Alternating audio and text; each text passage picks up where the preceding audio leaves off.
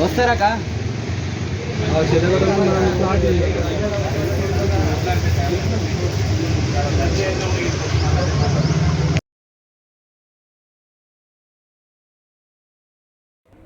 ఈరోజు ప్రతి జిల్లా కేంద్రంలో జరుగుతున్నటువంటి రైతు సత్యాగ్రహాల కార్యక్రమంలో భాగంగా మన జిల్లాలో మహబూబ్ నగర్ జిల్లాలో జరుగుతున్నటువంటి జిల్లా కేంద్రంలో జరుగుతున్నటువంటి ఒక రైతు సత్యాగ్రహ దీక్షకు అధ్యక్షత వహించినటువంటి జిల్లా అధ్యక్షులు శ్రీనివాసరెడ్డి గారు, ఇచ్చేసినటువంటి రైతన్నలు, అదేవిధంగా మన భారతీయ జనతా పార్టీ కార్యకర్తలు, నాయకులు, ప్రతి ఒక్కరికి పేరు పేరున మీడియా మిత్రులకు అందరికీ, ప్రింట్ అండ్ ఎలక్ట్రానిక్ మీడియా మిత్రులకు అందరికీ నాయక నమస్కారాలు. ఈరోజు రాష్ట్ర వ్యాప్తంగా కూడా భారతీయ జనతా పార్టీ రైతులకు ఒక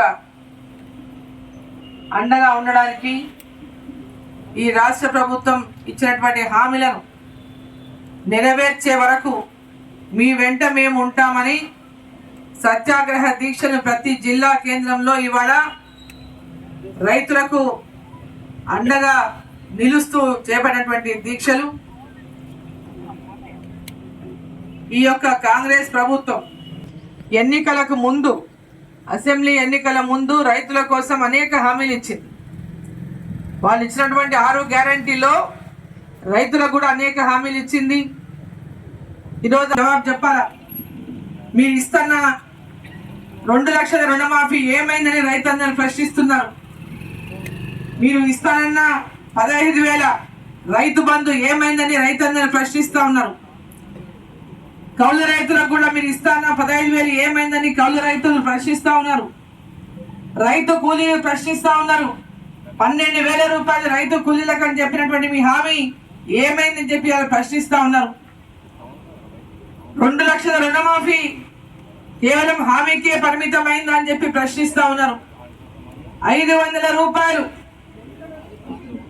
ధాన్యానికి 500 రూపాయల బోనస్ ని ప్రకటించినటువంటి కాంగ్రెస్ పార్టీని ప్రశ్నిస్తా ఉన్నారు. మీరు ప్రకటించినటువంటి బోనస్ ఏమైందని. పంట నష్టపోతే 25,000 రూపాయలు పంట నష్ట పరిహారం చెల్లిస్తామన్నారు. 25,000 రూపాయల పంట నష్ట పరిహారం ఎక్కడ ఉంది అని చెప్పి ప్రశ్నిస్తా ఉన్నారు. వాళ్ళ రైతులకు పండినటువంటి పంటలకు చేతికి వచ్చే సమయానికి కూడా నీళ్లు అందించినటువంటి దుస్థితిలో ఉన్నటువంటి కాంగ్రెస్ పార్టీని, కాంగ్రెస్ ప్రభుత్వాన్ని ప్రశ్నిస్తా ఉన్నారు. ఏది మీ రైతులకు ఇచ్చినటువంటి హామీ అని, ఏది మీ రైతులకు ఇచ్చినటువంటి భరోసా అని.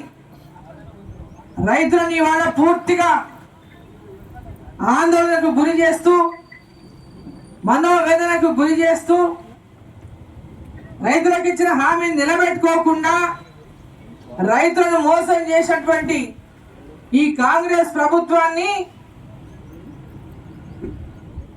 ఎన్నికల సమయంలో, ఎన్నికల కోసం, ఓట్ల కోసం హామీలు ఇచ్చి అధికారంలో వచ్చినటువంటి కాంగ్రెస్ పార్టీని, కాంగ్రెస్ ప్రభుత్వాన్ని రైతన్నలు ప్రశ్నిస్తా ఉన్నారు. ఈ రైతన్నలకు జవాబు చెప్పాల్సినటువంటి బాధ్యత ఈ రాష్ట్ర ముఖ్యమంత్రికి ఈరోజు పెద్ద ఎత్తున రైతులను పట్టించుకోకుండా ఉన్నటువంటి రాష్ట్ర ముఖ్యమంత్రికి ఉన్నది. వీరికి అందరికీ కూడా ఎన్నికలు వచ్చినాయి, ఎన్నికల మీద మీకున్న ధ్యాస పార్లమెంట్ ఎన్నికల్లో గెలవాలన్న ధ్యాస తప్పితే ఈ రైతాంగం గురించి ఒక్క పూటైనా ఈ రాష్ట్ర ప్రభుత్వం ఆలోచిస్తుందని చెప్పి నేను ప్రశ్నిస్తా ఉన్నా. ఈ కష్టకాలంలో రైతుల గురించి ఎందుకు మీరు ఇంత పెద్ద ఎత్తున నిర్లక్ష్యం ఈ రాష్ట్ర ప్రభుత్వం వహిస్తా ఉన్నదని చెప్పి నేను ప్రశ్నిస్తా ఉన్నా. మొన్న వడగళ్ల వానలు పడి చాలా ప్రాంతాల్లో రైతులకు పంటలు నష్టపోయి తీవ్ర నష్టం జరిగిన రైతన్నలకు ఇప్పటిదాకా వారికి ఎలాంటి సహకారం ఈ రాష్ట్ర ప్రభుత్వం నుంచి అందలేదు. కేవలం మాటలకు, కాగితాల మీద రాతలకే పరిమితం అయిపోయినాయి కాంగ్రెస్ ప్రభుత్వం యొక్క హామీలు, కాంగ్రెస్ పార్టీ యొక్క హామీలు. ఈరోజు 24 గంటల కరెంట్ అంటా ఉన్నారు. ఎక్కడ పోయినా కరెంటు.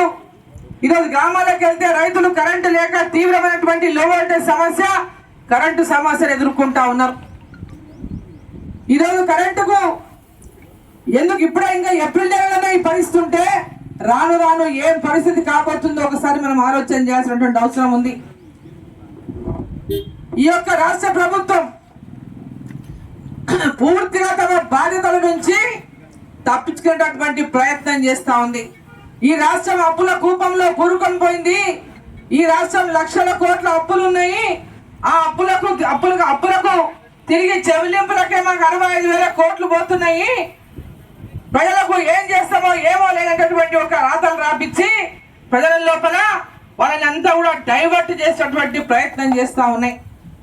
ఎన్నికలకు ముందు కూడా ఈ యొక్క రాష్ట్ర ప్రభుత్వం అప్పుల్లో ఉన్నటువంటి విషయాన్ని రాష్ట్ర ప్రజలకు అందరికీ తెలిపినటువంటి మరి కాంగ్రెస్ పార్టీ కానీ ఆనాడు భారతీయ జనతా పార్టీ పెద్ద ఎత్తున ఈ రాష్ట్ర ప్రభుత్వము ప్రజలను హామీల పేరుతో మోసం చేసి ప్రాజెక్టుల పేరుతో పెద్ద ఎత్తున అవినీతి చేసి అప్పులు తీసుకొచ్చి ఇవాళ రాష్ట్రాన్ని అప్పుల పాలు చేసిందని పెద్ద ఎత్తున ప్రజలకు ఈ యొక్క బిఆర్ఎస్ పార్టీ పైన వ్యతిరేకాన్ని భారతీయ జనతా పార్టీ నిర్మాణం చేస్తే ఏ ఒక్క నాడు ప్రజల పక్షాన నిలబడి పోరాటాలు చేయనటువంటి కాంగ్రెస్ పార్టీ కేవలం 6 గ్యారెంటీలని అబద్ధాలు చెప్పి బిఆర్ఎస్ పార్టీ కంటే ఎక్కువ చెప్పాలి, అప్పుడే మనకు ఓట్లు పడితే మనం గెలుస్తామని ముందైతే అడ్డగోలుగా హామీలు ఇచ్చేద్దాం, గెలిచేదే ముందు ముఖ్యమని హామీలు ఇచ్చే అధికారంలోకి వచ్చిన వెంబడే ఈ హామీలని నెరవేరుస్తామన్నారు.